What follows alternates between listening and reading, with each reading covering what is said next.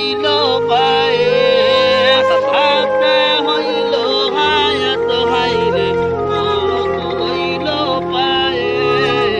সেই জায়গায় যার মরণ লেখা সে জায়গায় সে মরে আমি জানিলাম না গো আল্লাহ মরণের কত দিন বাকি আমার মরণের কত দিন বাকি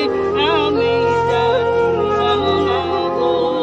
আল্লাহ মরণের কত দিন বাকি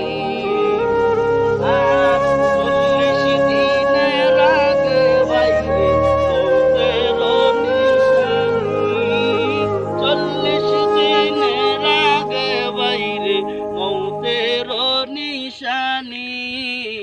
সমদুদে বান্ধা নিব চোখে দিয়া আন্ধি আমি জানিলাম না গো আল্লাহ মরণের কত দিন বাকি আমার মরণের কত দিন বাকি আমি জানিলাম না গো আল্লাহ মরণের কত দিন বাকি আর মাওলানা রাশিদুল কয় মনেতে ভাবিয়া মাওলানা রাশিদুল কয় মনেতে ভাবিয়া